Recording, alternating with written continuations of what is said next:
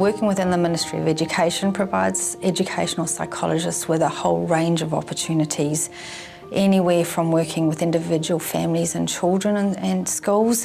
Whether it's project work, whether it's school-wide interventions, whether it's a particular area you're interested in, like teacher development or parental development, you've got the ability to broaden your range of skills.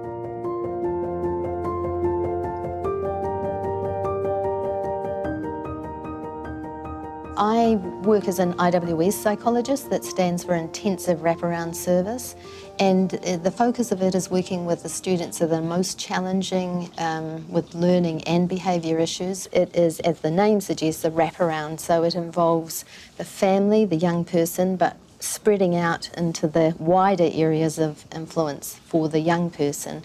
It includes the school, extended whānau members, practitioners who are already working with the young person, mentors, and the team can be as broad as the family wants. I definitely put quite a bit of time in at the start of the process, getting to know families so that they get used to me and they can see the kind of person I am, so they're more comfortable with talking freely about how it is for them at home.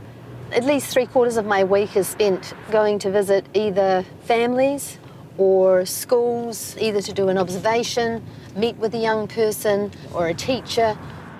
We're really seeking from the family and the young person what are the strengths that the people in the family and the young person have, and we're going to use those as the basis of any intervention work that we do, and then we base our intervention around those things that the young person loves doing and enjoys. What we find is that there are ripples that span out into the young person's other areas of their life, where they get a bit of mana, for example, at school, and they are a bit more cooperative, say, in the learning activities at school, which previously they didn't engage well with. I can remember an event that had the potential to have an impact on a number of schools and early childhood centres in that community. I met the principal of the school that we thought was most impacted in terms of the number of students affected. She said to me, the kids won't be at school. And I said, they will be at school. And she argued with me, no, they won't be. And I said, well, I think they will be. And these are the reasons why. They will want to be at school because those are the people they know and trust, their peers and their teachers and the other people in the school. They know and trust you, they'll want to be with them.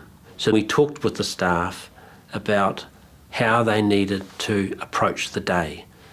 So we talked about some key things. School routine's important. We're going to maintain the same routine that you do every Monday. The same structures are in place. We're not going to change anything.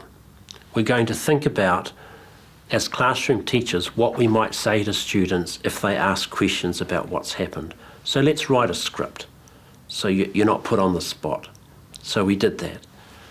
We helped the principal write a script in case the media rang, and we helped the principal and the board chair figure out who was going to be the spokesperson if that happened. So they were prepared. We helped them write something for the school newsletter to communicate that to the community. That school had a good day, they had a good week, they continued to function, they didn't lose any class time, the students felt supported, that school community moved on.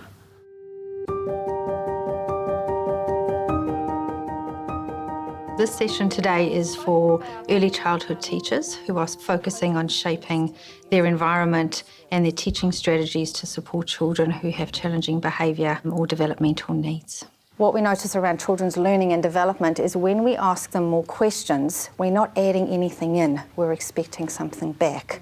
A lot of the teaching practices historically have been around questioning children around what they're doing.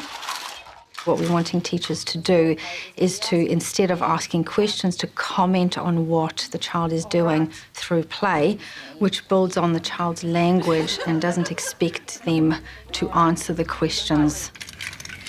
Oh, your red fire engine crashed into the blocks and knocked them down. Oh, you found the duck. And you've set it on the blue block.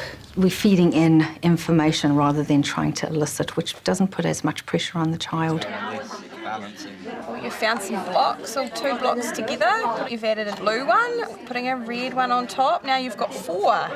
11. That's a good idea. Use the blue one to hold them down. I thought that was really good, and you were just showing such amazing creative skills. Wasn't she? It certainly does challenge their teaching philosophy and often some of their beliefs that they come into these sessions with.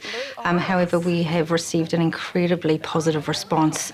We have the opportunity to work in the field and to work alongside teachers and parents to help grow their knowledge and skills. But the outcome of that is actually creating a more positive pathway for children. And isn't that what we want to do for our future?